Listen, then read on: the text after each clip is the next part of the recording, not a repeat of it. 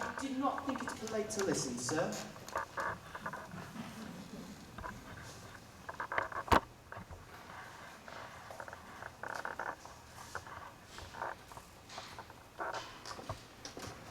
Mr. Ernest Worthing. How are you, my dear Ernest? What brings you up to town? Oh, pleasure, pleasure. One should bring one anywhere. Eating as usual, I see, Algy. Well, I believe it is customary for society to take some slight refreshment at 5 o'clock. Where have you been since last Thursday? Oh, in the country. And what on earth did you do there? Amuse people. And who are the people you amuse? Neighbors, neighbors. Got nice neighbors in your part of Shropshire? Shropshire is your county, is it not? Shropshire? Yes, yes, of course. Why all the cups? Why the cucumber sandwiches? Who's coming to tea? Oh, merely Aunt Augusta and Gwendolyn. How perfectly delightful. Yes, that is all very well, but I'm afraid Aunt Augusta won't quite approve of your being here. May I ask why? My dear fellow, the way you flirt with Gwendolyn is perfectly disgraceful. It is almost as bad as the way Gwendolyn flirts with you. I am in love with Gwendolyn. I've come up to town expressly to propose to her. I thought you would come up for pleasure. I call that business. How utterly unromantic you are. I really don't see anything romantic in proposing. It is very romantic to be in love, but there is nothing romantic about a definite proposal. Why, one may be accepted, one usually is, I believe, and then the excitement is all over. Please, don't touch the cucumber sandwiches. They're ordered specially for Aunt Augusta. Well, you've been eating them all this time. That is quite a different matter. She is my aunt. Here, have some bread and butter. The bread and butter is for Gwendolyn. Gwendolyn is devoted to bread and butter. And very good bread and butter it is, too. Well, my dear fellow, you need not eat as if you're going to eat it all. You behave as if you're married to her already. You are not married to her already, and I don't think you ever will be. I don't give my consent. Your consent? My dear fellow, Gwendolyn is my first cousin, and before I allow you to marry her, you have to clear up the whole question of Cecily. Cecily? I don't know anyone of the name of Cecily. Bring me the cigarette case Mr. Worthing left the last time he dined here. Yes, sir. You've had my cigarette case all this time? I've been writing frantic letters to Scotland Yard about it. I was very nearly offering a large reward. Well, I wish you would offer me one. I happen to be more than usually hard up. Now that I look at the inscription, I find that it isn't yours after all. Of course it's mine. You've seen me with it 100 times. And you have no right whatsoever to read what is written inside. It's a very ungentlemanly thing to read a private cigarette case. Yes, but this isn't your cigarette case. The cigarette case is a present from someone of the name of Cecily. And you said you didn't know anyone with that name. Well, if you want to know, Cecily happens to be my aunt. Your aunt? Yes, a charming old lady. She is too. Lives at Tunbridge Wells. Just give it back to me, Alvy. But why does she call herself Little Cecily if she is your aunt who lives at Tunbridge Wells? From Little Cecily with her fondest love. My dear Algy, what is there in that? Some aunts are tall, some aunts are not tall. Surely that's a matter that an aunt may be allowed to decide for herself. Yes, but why does your aunt call you her uncle? From Little Cecily with her fondest love to her dear Uncle Jack. There is no objection, I admit, to not being a small aunt. But why an aunt, no matter what her size may be, call her nephew her uncle? I can't quite make out. It's only that... Besides, her name isn't Jack at all. It is Ernest. It isn't Ernest. It's Jack. You have always told me it was Ernest. I have introduced you to everyone as Ernest. You answer to the name of Ernest. You look as if your name was Ernest. You're the most earnest-looking person I ever saw in my life. It is perfectly absurd you're saying your name isn't Ernest. It's on your cards. Here's one of them. Mr. Ernest Worthing, B4 the Albany. I'll keep this as a proof that your name is Ernest if ever tried to deny it to me or to Gwendolyn or to anyone else. Well, my name is Ernest in town and Jack in the country, and the cigarette case was given to me in the country. Yes. But that does not account for the fact that your small Aunt Cecily, who lives at Tunbridge Wells, calls you her uncle. Come, old boy. You would better not have the whole thing out at once. Tell me the whole thing. I've always suspected you of being confirmed in secret Bunburyist, and I'm quite sure of it now. Bunburyist? What on earth do you mean by a Bunburyist? I'll reveal to you the meaning of that incomparable expression as soon as you're kind enough to inform me why you're Ernest in town and Jack in the country. Well, produce my cigarette case first. Here it is. Now produce your explanation. It's all perfectly simple. You're not going to be invited. I may tell you candidly, however, that the place is not in Shropshire. I suspected that, my dear boy. I have Bunbury all over Shropshire on 2 separate occasions. Now, go on. Why are you Ernest in town and Jack in the country?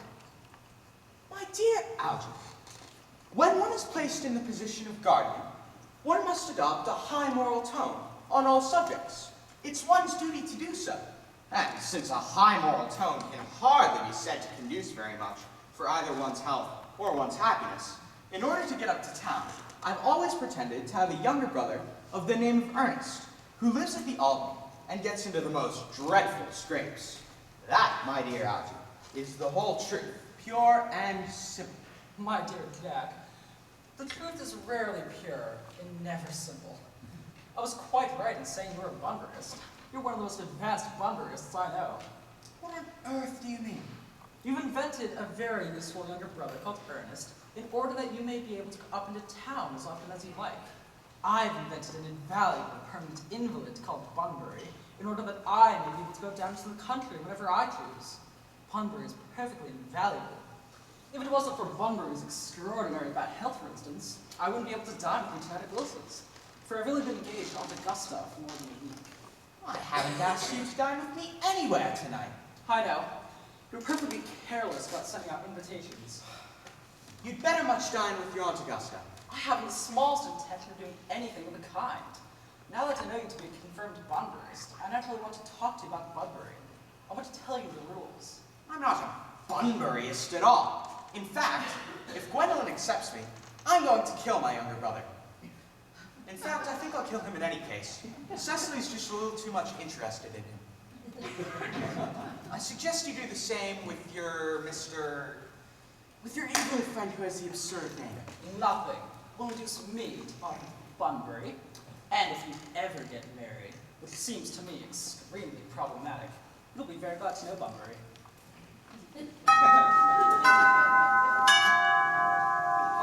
That must be Aunt Augusta. Any relatives or creditors ever ring in that Wagnerian manner. Now, if I can get out of the way for 10 minutes in order that you may have an opportunity for proposing to Gwendolyn, may I dine with you tonight at Wilson's? Yes, I suppose so, if you want. Lady Bracknell and Miss Fairfax. Good afternoon, dear Algernon. I hope you're behaving very well. I'm feeling very well, Aunt Augusta. That's not quite the same thing. In fact, it's very rare that you're together. I do apologize if we are a bit late, dear Algernon, but I was obliged to call on dear Lady Harwood. I hadn't seen her since her poor husband's death. I'd never seen a woman so altered. She was quite 20 years younger. And now, I'll have some tea with those lovely cucumber sandwiches you promised me. Certainly, Aunt Augusta. Gwendolyn, won't you come sit over here? Thanks, Lamont. Quite comfortable where I am. Good heavens, Lane. Why are there no cucumber sandwiches? I ordered them specially. There were no cucumbers in the market this morning, sir. I went down twice. No cucumbers. No, sir. Not even for ready money. That will do, Lane. Thank you. Thank you, sir. I am greatly distressed, Aunt Augusta, about there being no cucumbers. Not even for ready money. I am afraid, Aunt Augusta, I shall have to give up the pleasure of dining with you tonight after all. I have just had a telegram to say that my poor friend Bunbury is very ill again. They seem to think I should be with him. It is very strange. This Mr. Bunbury seems to suffer from curiously bad health. Oh yes, poor Bunbury is a dreadful invalid. Well, I must say, Algernon, I think it is high time this Mr. Bunbury decided whether he was going to live or to die. This shilly-shallying with the subject is absurd. I'd be much obliged if you would ask Mr. Bunbury for me not to have a relapse this Saturday, for I rely on you to arrange my music for me. One requires something that will inspire conversation, particularly at the end of the season, when everyone said just about all they've had to say, which in most cases was probably not much. I'll speak to Bunbury, Aunt Augusta, if he is still conscious. However, I'll run over the program I've drawn out if you'll kindly follow me to the next room for a moment. That is very thoughtful of you, dear Algernon. I'm sure it would be delightful after a few expurgations. Gwendolyn, will you accompany me?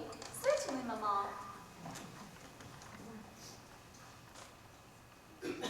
Miss Fairfax, ever since I met you, I've admired you more than any girl I've ever met since I met you. Yes, I'm quite aware of the fact. And I often wish that in public you had been a bit more demonstrative.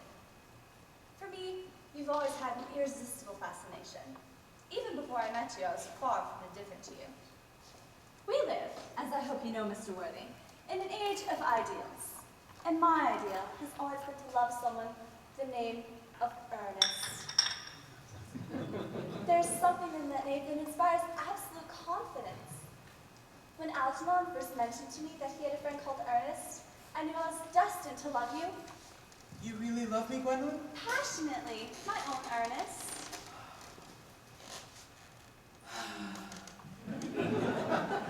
But you don't mean to say you couldn't love me if my name wasn't Earnest.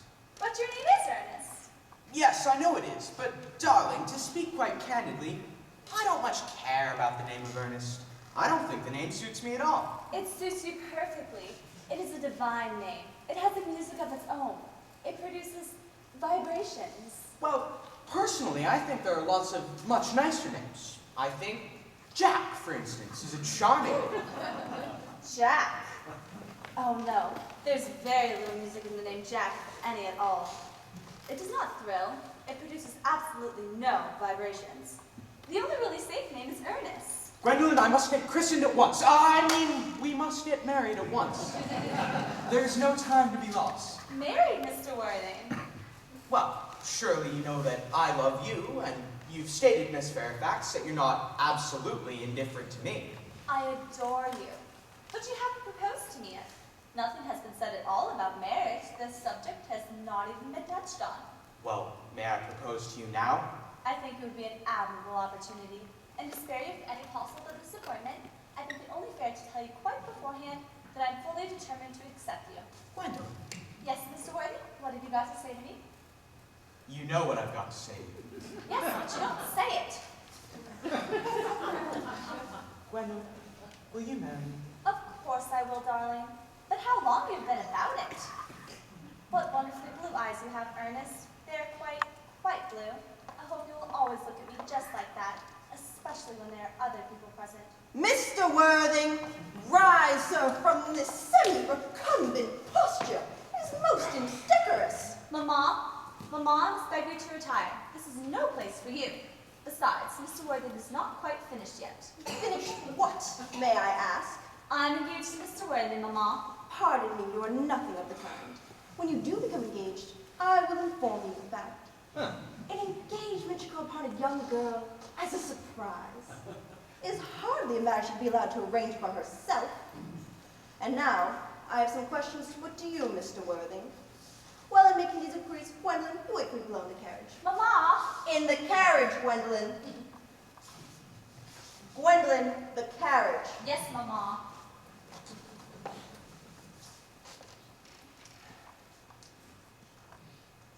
You may have a seat, Mr. Worthing. Thank you, Lady Bracknell. I prefer standing. I feel bound to inform you that you are not down on my list of eligible young men. However, I'm quite willing to put you down, provided your answers be what a truly affectionate mother requires. Do you smoke? Well, yes, I must admit, I smoke. I'm glad to hear it.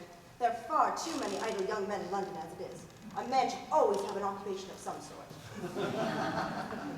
And how old are you? 29? A very good age to be married at. And what is your income? Between 7,000 and 8,000 a year? That is satisfactory. And now to minor matters. Are both your parents living? I'm afraid I've lost both my parents. Both. To lose one, Mr. Worthing, may be regarded as misfortune. To lose both would be carelessness. Who was your father? I'm afraid I really don't know. I said I had lost my parents. It would be nearer the truth to say that they seem to have lost me. I was found. Found? Old Mr. Thomas Cardew, an old gentleman of a very kindly disposition, found me and gave me the name of Worthing, because he happened to have a ticket to Worthing in his pocket at the time. Worthing is a place in Sussex, a seaside resort. And where did this charitable gentleman with this first-class ticket to this seaside resort find you? In a handbag. A handbag? A somewhat large, black leather handbag with handles to it. An ordinary handbag, in fact. In what locality did this Mr. Thomas Cardew find this ordinary handbag? In the cloakroom at Victoria Station. It was given to him in mistake for his own. The cloakroom in a railway station? Mr. Worthing, I'm so bewildered by what you just told me. To be born, or at any rate bred in a handbag, whether it had handles or not, seems to me to display contempt for the ordinary decencies of family life. As for the particular locality in which the handbag was found, the cloakroom in a railway station can hardly be regarded as an assured basis for a recognized position in good society. Well, I ask you then, what would you advise me to do? I hardly need say I do anything in the world to ensure Gwendolyn's happiness. I would strongly advise you, Mr. Worthing, to produce at any rate one parent of either sex before the season is quite over. Well, I don't see how I could possibly manage to do that. I could produce the handbag at any moment. Surely that should satisfy you, Lady Bracknell. Me, sir? You can hardly imagine that Lord Bracknell and I would allow our only daughter to marry into a cloakroom and form an alliance with a parcel? Good morning, Mr. Worthing. Good morning. For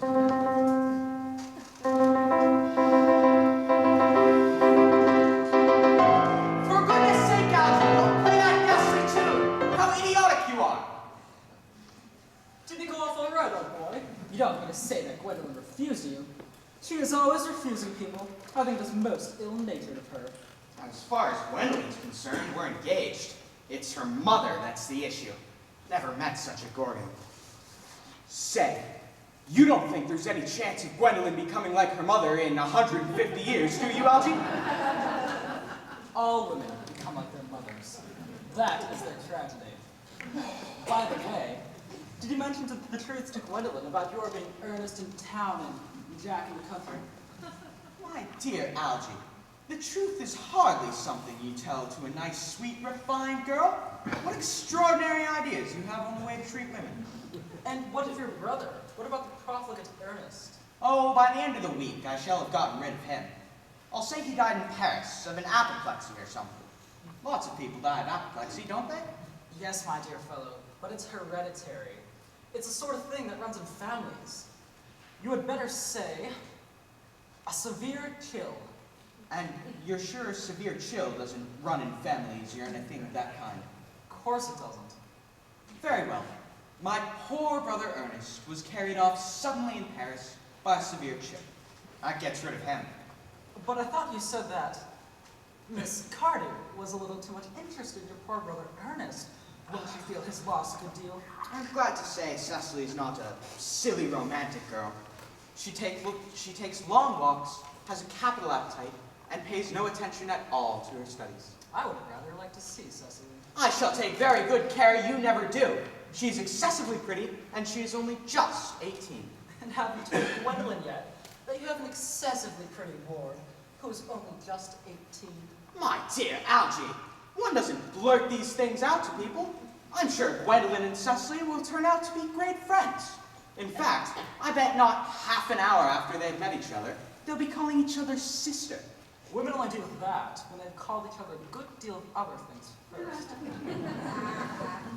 Now, if you want to get a good table at the Willis's, we really must go and dress. I'm hungry. I never knew you when you weren't. Miss Fairfax. Gwendolyn, upon my Algy, word. kindly turn your back. I have something very particular to say to Mr. Worthing. Really, Gwendolyn, I don't think I can allow this at all. Ernest, we may never be married, and by the look on Mamma's face, I fear we never shall. And though she may prevent us from becoming man and wife, and I may marry someone else and marry often, nothing that you can possibly do can change my eternal devotion to you. Gwendolyn, The story of your romantic origin, as relayed to me by Mama, has naturally stirred the deeper fibers of my nature. Your town address in Albany I have, but what is your address in the country? The Manor House, Wootton, Hertfordshire. There's good postal service, I suppose. One may have to do something desperate. I will communicate with you daily. Gwendolyn, How long do you remain in town? till Monday. Good. Algy, you may turn around now. Thanks, I've turned around already. Would you like me to escort you to the carriage? Certainly.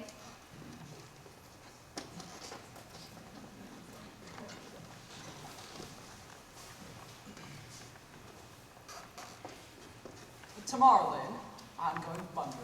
Yes, sir. I shall probably not be back till Monday.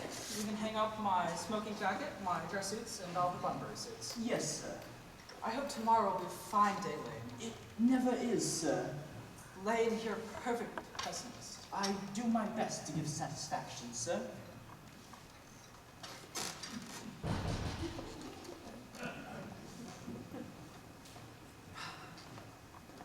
Have you ever met such a sweet, intelligent girl? I've never cared more for anyone in my entire life. What are you laughing about? Oh, I'm just a little anxious about poor Bunbury, that's all. You know, if you're not careful, this Mr. Bunbury will get you into some serious scrapes someday. Oh, I love scrapes.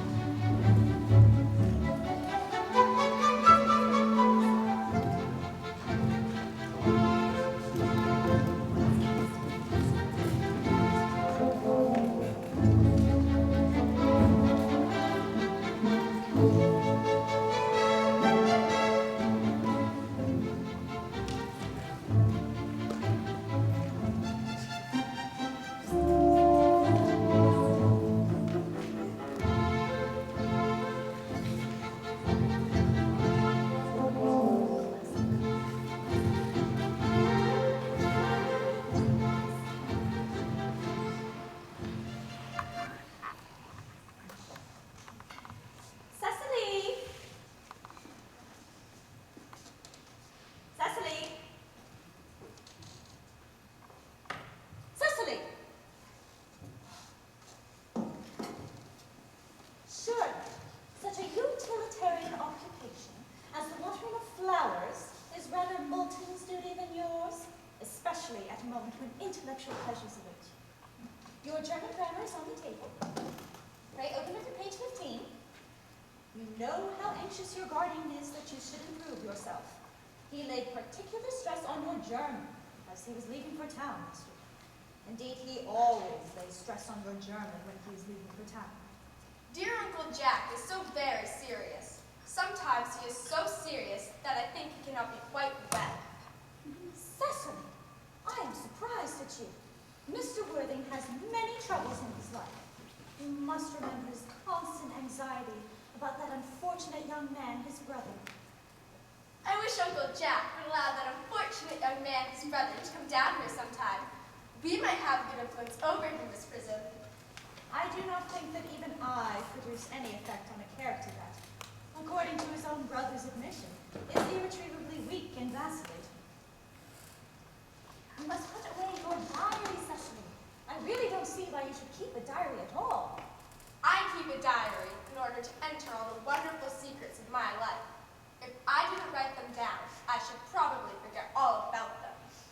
Memory, my dear Cecily, is the diary that we all carry about with us.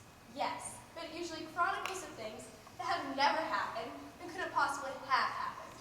I believe that memory is responsible for nearly all the 3-volume novels that are on shelves in our circulating libraries. Do not speak slightingly of the 3-volume novel, Cecily. I wrote one myself in the earlier days. Did you really, Miss Prism? And was your novel ever published? Alas, no. The manuscript, unfortunately, was lost or mislaid. I see dear Dr. Chasuble coming up through the garden. Dr. Chasuble, this is indeed a pleasure. And how are we this morning? Miss Prism, you are, I trust, well. Miss Prism has just been complaining of a slight headache. I think it would do her so much good to have a short stroll with you in the park, Dr. Chasuble. Cecily, I have not mentioned anything about a headache. No, dear Miss Prism, I know that, but I felt instinctively that you have a headache. I think, dear doctor, I will have a stroll with you. I find I do have a headache after all, and a walk might do it good. Pleasure, Miss Prism, with pleasure. Cecily, you will read your political economy in my absence. The chapter on the fall of the rupee you may omit. It is somewhat too sensational. Poor political economy, poor geography, poor German. Mr. Ernest Worthing has just driven over from the station. He's brought his luggage with him. Mr. Earnest Worthing, B4, the Albany West. Uncle Jack's brother? Did you tell him Mr. Worthing was in town? Yes, miss. He seemed very disappointed. He said he was anxious to speak with you in private for a moment. Ask Mr. Ernest Worthing to come here.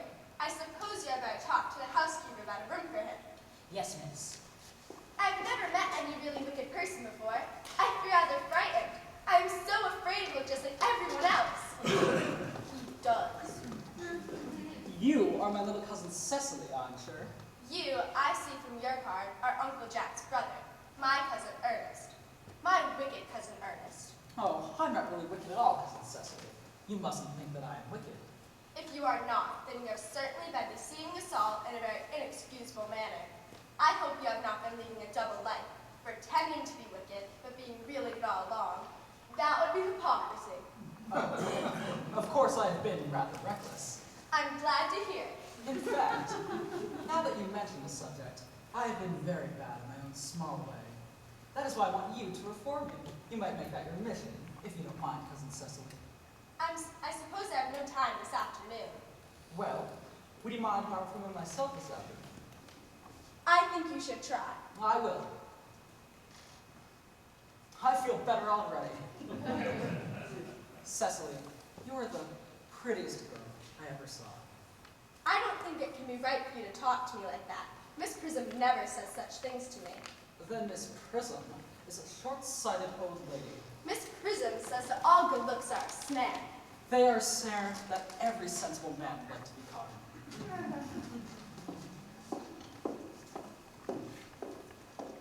in. You are too much alone, dear Dr. Chasuble. You should get married.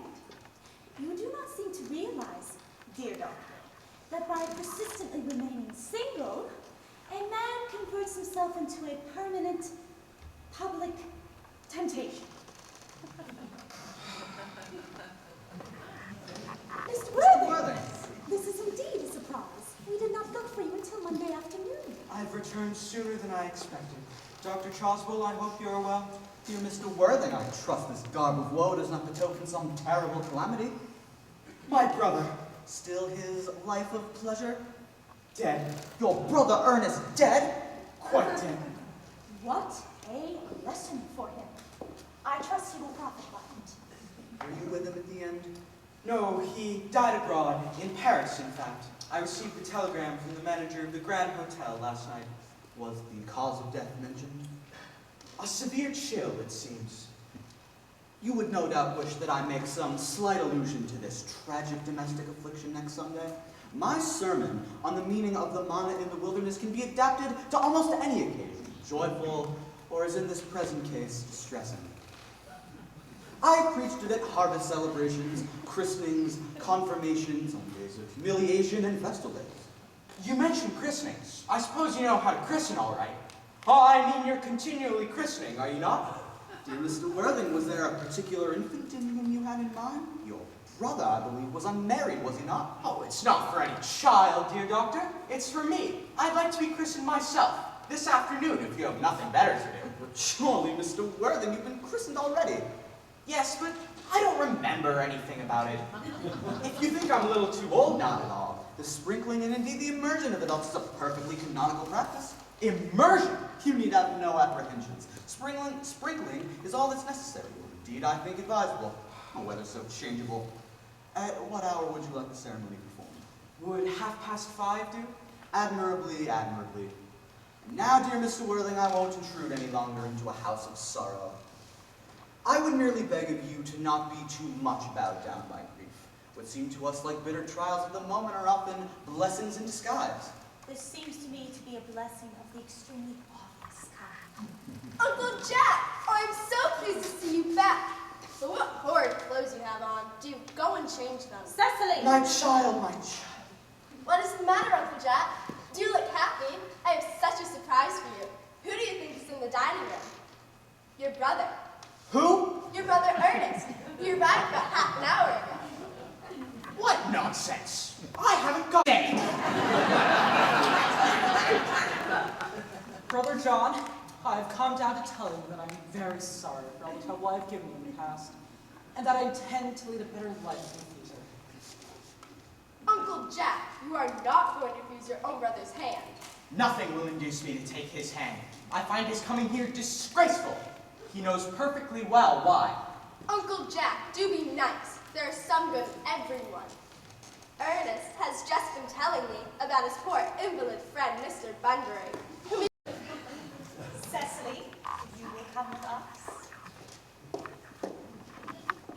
You have done a beautiful action today, my dear child.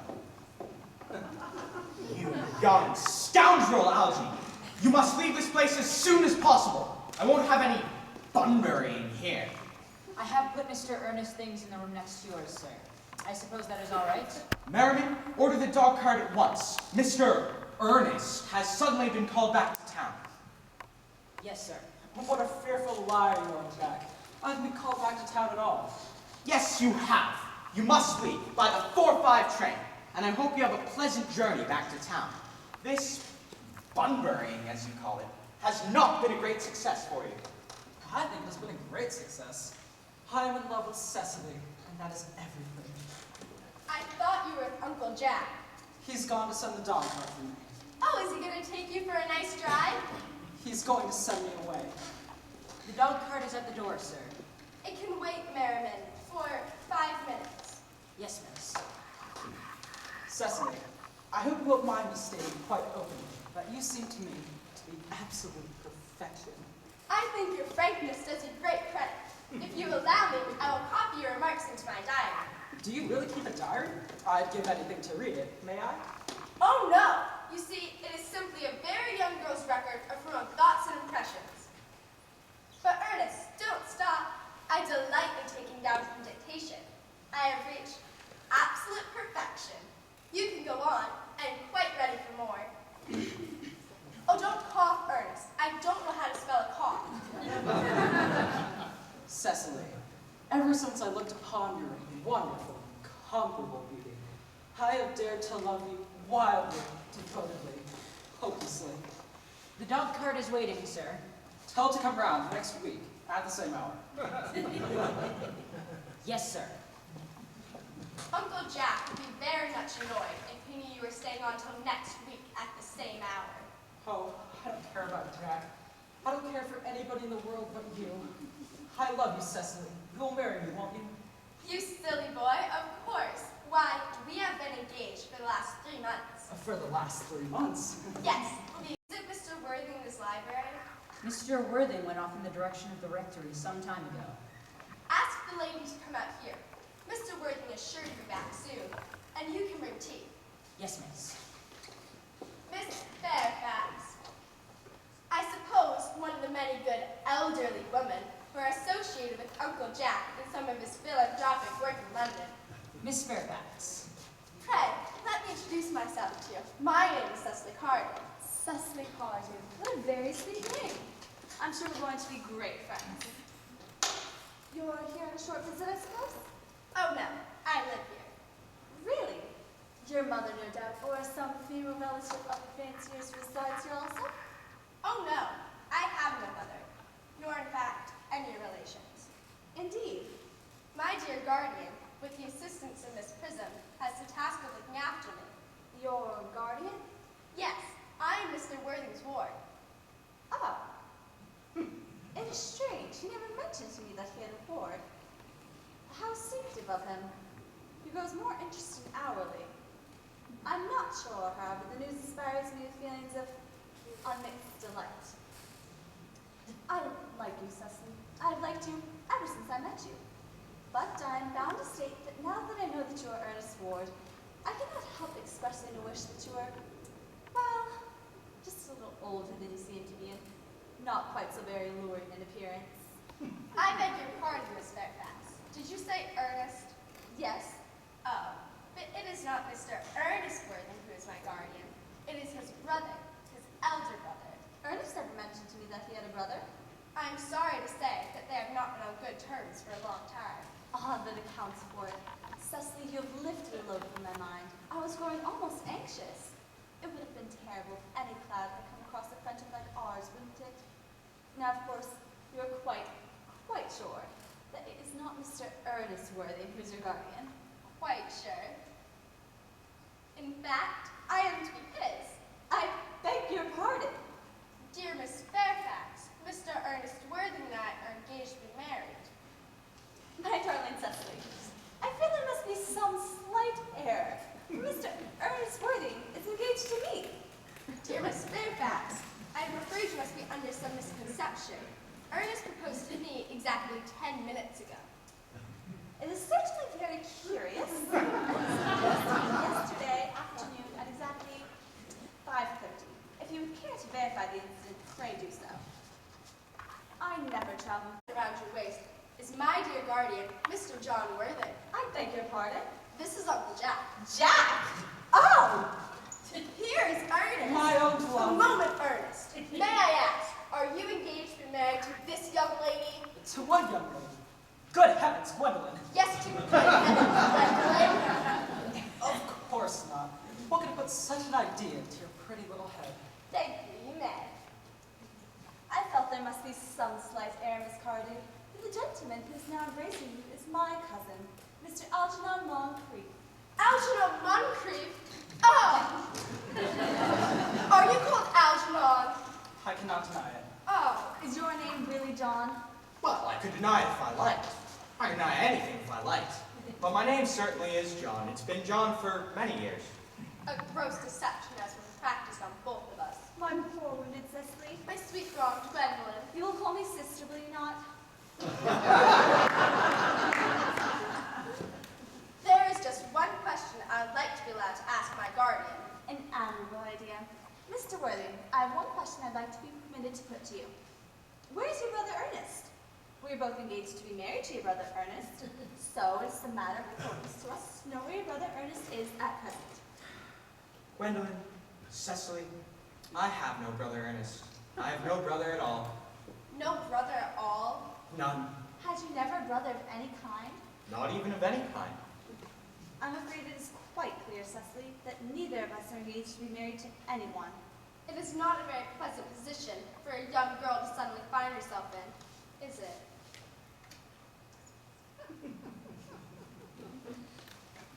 Mr. Worthing, I have one question I'd like to be permitted to put to you. Mr. Moncrief, kindly answer me this. Why did you pretend to be my guardian's brother? Well, in order that I may have an opportunity of meeting you. That certainly seems a satisfactory explanation, does it not? Yes, dear, if you can believe it. I don't. But that does not affect the wonderful beauty of his answer. True. In matters of importance, style, not sincerity, is the vital thing. Mr. Worthing, what explanation can you offer me for pretending to have a brother? Was it in order that you might come up to town to see me as often as possible? Can you doubt it, Miss Fairfax? I have the greatest doubts upon the subject, but I intend to crush them. However, their explanation seems to be quite satisfactory, especially Mr. Worthing's. I am more than content with what Mr. Moncrief said. His voice alone inspires one with absolute credulity. Then you think we should forgive them? Yes. I do know. I'd forgotten. Their Christian names were an insuperable barrier. Our Christian names? Is that all? But we're to be christened this afternoon. For my sake, you're willing to do this terrible thing? I am. To please me, are you ready to face this fearful ordeal? I am. Darling, Darling. Gwendolyn, what does this mean? really that I'm engaged to Mr. Worthy, Mamma? You are nothing of the kind, dear. And now, as regards to Algernon. Algernon, Yes, Aunt Augusta? may I ask if this is the house in which your friend Mr. Bunbury resides? Oh no, Bunbury doesn't live here. Bunbury is somewhere else at present. In fact, Bunbury is dead. Dead? When did Mr. Bunbury die? It must have been quite sudden. Oh, I killed Bunbury this afternoon. I mean, Bunbury died this afternoon. Well, what did he die of? Oh, Bunbury, he was quite exploded. I mean, he was found out. The doctors found out that Bunbury could not live, and so Bunbury died. He seems to have great confidence in the opinion of his physicians. I'm glad, however, he made up his mind to some definite course of action and acted on the proper medical advice. And now, may I ask, Mr. Worthing, who is this young person whose hand my nephew Algernon holds in what seems to me a peculiarly unusual manner? That lady is my ward, Miss Cecily Carter. I'm engaged to be married to Cecily, Aunt Augusta. I beg your pardon. Mr. Moncrief and I are engaged to be married, Lady Bracknell. I think some preliminary inquiry on my part would not be out of question. Mr. Worthing, is Miss Cardew at all connected to any of the larger railways of London? Miss Cardew is the granddaughter of the late Mr. Thomas Cardew of 149 Belgrave Square, Gravis Park, Dorking, Surrey, and the Sporran, Fifeshire. That is not unsatisfactory. 3 addresses always inspire confidence. So far, I'm satisfied.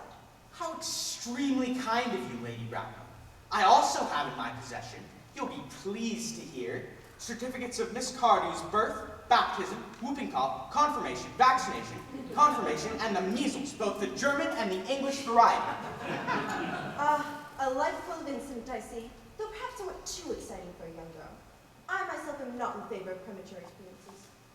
Gwendolyn, the time approaches for our departure. As a matter of form, Mr. Worthing, I'd better ask if Miss Cardew has any fortune. Oh, only about 130,000 pounds. That's all. Good day, Lady Bracknell. A moment, Mr. Worthing. 130,000 pounds. Miss Cardew seems to be a very attractive young lady now that I really look at her. Few women of the present age have any real solid qualities, any of the qualities that last and improve with age. Come here, dear. Pretty child, your dress is sadly simple, and your hair looks almost as nature might have left it. We can soon alter all that. Turn around, dear. Ah, no, the side view is what I want.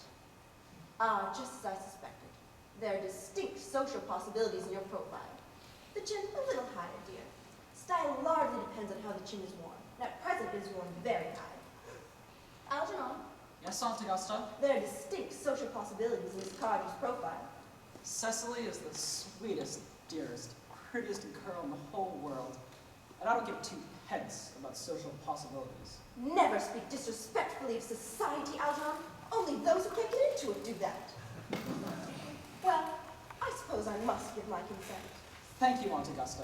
Cecily, you may kiss me. Thank you, Lady Bracknell. You may also call me Aunt Augusta from now on. Thank you, Aunt Augusta. I think the marriage had better take place quite soon. Thank you, Aunt Augusta. Thank you, Aunt Augusta. To speak frankly, I myself am not in favor of premature experiences. If you learn the other person's character before marriage, you get the opportunity to not like each other, which I think is never advisable. Pardon me for interrupting you, Lady Bracknell, but I am Miss Cardew's guardian, and she is not allowed to marry without my consent until she comes of age. That consent I entirely refuse to give. Upon what grounds? My nephew Algernon is extremely, may I say, ostentatiously eligible young man. He has nothing, but he looks everything. What more could one desire? I do not approve at all of his moral character. I suspect him of being untruthful. Untruthful, my nephew Algernon? Impossible. I fear there can be no possible doubt about the matter. Just this afternoon, during my temporary absence in London, your nephew attained entrance to my estate through the false pretense of being my brother. He knew perfectly well from the first that I have no brother, have never had a brother, and don't intend to have a brother, not even of any kind. Cecily, how old are you, dear? Well, I'm really only 18, but I always admit to 20 when I go to evening parties. 18, but admitting to 20. Well, it will not be very long before you're of age, so I don't think your garden descent is, after all, a matter of any importance. Pardon me for interrupting you again, Lady Bracknell, but I feel bound to point out that, due to the terms of Mr. Cardew's will, Cecily does not legally come of age until she is 35. That seems to leave me no grave objection. 35 is an extremely attractive age. I see no reason our dear Cecily will not be even still more attractive at that age than she is at present. There'll be a large accumulation of property. Algie, could you wait for me till I was 35? Of course I could, Cecily. You know I could. Yes, I felt it instinctively, but I could not wait all that time. I'm not punctual myself, but I do like punctuality in others, and waiting, even to be married, is quite out of the question. Then what is to be done, Cecily? My dear Mr. Worthing, as Cecily states positively that she cannot wait until she is 35. A remark which I am bound to state seems to show a somewhat impatient nature. I must beg of you to reconsider your decision. But my dear Lady Bracknell, the matter is entirely in your own hands. As soon as you consent to my marriage with Gwendolyn, I'll most gladly allow your nephew to form an alliance with my ward. You must be quite aware that what you ask is entirely out of the question. Come, dear, you've already missed 5, if not 6 trains. You missed any more exposed to comment on the platform. Everything is quite ready for the christenings. The christening, sir? Isn't that somewhat premature? I do not believe those will be entirely practical at this point, dear Doctor. I'm grieved to hear such sentiments from you, Mr. Worthing. However, as your mood seems to be one peculiarly secular, I'll return to the church at once. Indeed, I've just been informed by the pew opener that for the last hour and a half, Miss Prism has been waiting for me in the vestry. Miss Prism? Did I hear you mention a Miss Prism? Yes, I'm just now on my way to join her. Pray, allow me to detain you for a moment. This may prove to be of vital importance to Lord Bracknell and myself. Is this Miss Prism a woman of repellent aspect, remotely connected to education? She's the most cultivated and the very picture of respectability. Is obviously the same person. May I ask what position she holds in your household? Miss Prism, for the last 3 years, has been the esteemed governess of Miss Cardew. Despite what I hear of her, I must see her at once. Let her be sent for. She approaches. She's 9. I was told you expected me in the vestry, dear Canon.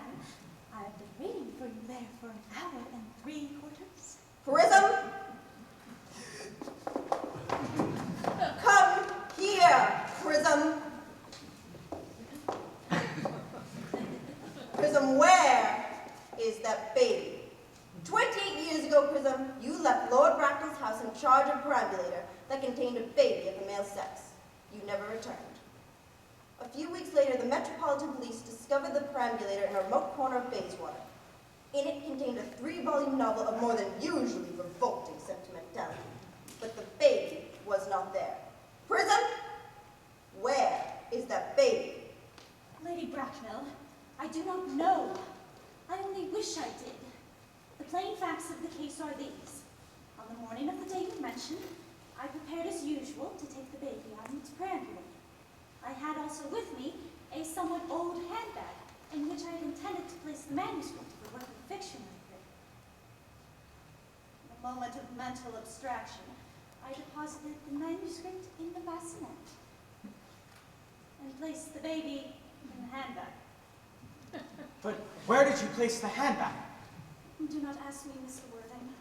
Miss Prism, this is a matter of grave importance to me. I insist on knowing where you placed the handbag that contained the infant. I left it in the cloakroom, in one of the many large railway stations in London. Which railway station? Victoria, the Brighton line. I must return to my room for a moment. What do you think this means, Lady Bracknell? I dare not even suspect Dr. Charlesville.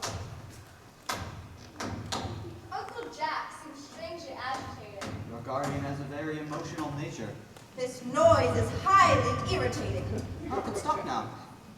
I do wish you to arrive at some conclusion.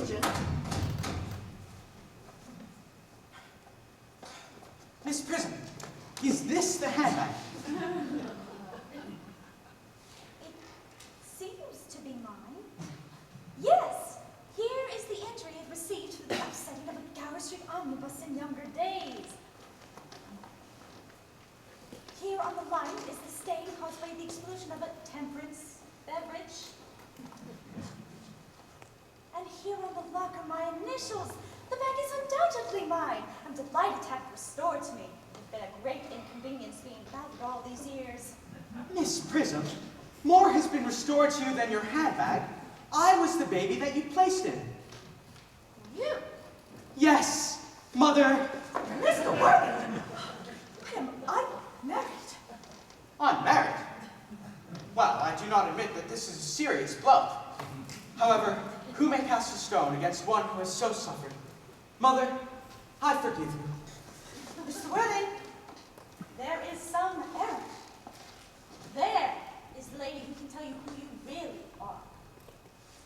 Lady Bracknell, I hate to seem inquisitive, but would you mind informing me who I am? I'm afraid the news I have to give will not altogether please you. You are the son of my poor sister, Mrs. Moncrief, and consequently Algernon's elder brother. Algy's elder brother? Then I have a brother after all. I always knew I had a brother. I always said I had a brother. Cecily, how could you have doubted that I had a brother? Dr. Choswell, my unfortunate brother. Miss Prism, my unfortunate brother. Gwendolyn, my unfortunate brother. Algy, you've never treated me like a brother in your entire life. Well, not till today, old boy. I did my best, however, although I was out of practice. My own? But what own are you now that you are someone else? Good heavens, I had quite forgotten that point. Your opinion on the subject of my name is irrevocable, I suppose. I never change, except for in my affections. Well, then we must clear up the matter at once. Aunt Augusta, what was the name I was originally given? Well, naturally being the eldest son, you're christened after your father. Yes, but what was my father's Christian name? I cannot at present recall what the general's Christian name was. I've heard that he had one, of course. Algy, surely you can remember our father's Christian name. My dear boy, he died before I was a year old. We were never even on speaking terms. His name will appear in the army lists of the period. I had them for 40 years back in the library. I see now I should have made that my subject of constant study. The general was essentially a man of peace, except in his domestic life. I've no doubt his name would appear on any military registry, of course. Let's see. M. Generals. Malum, Maximum, Magsby. What ghastly names they have. Markby, Migsby, Mobbs, Moncrief. Lieutenant, 1840. Captain, Lieutenant Colonel, Colonel, General, 1869. Christian names, Earnest John. Gwendolyn, I always told you my name was Earnest, didn't I? And now it is Earnest. I mean, it's naturally Earnest. Ernest, my own Ernest. I knew from the first you could have no other name. It is a terrible thing for a man to find out suddenly that for his whole life he has been telling nothing but the truth. Can you forgive me? I can, for I feel you are shortchanged. Cecily, my own one, at last. Letitia! At last. You all are displaying signs of excessive triviality. Not I, Aunt Augusta. Quite the contrary. I, for the first time in my life, have realized the vital importance of being earnest.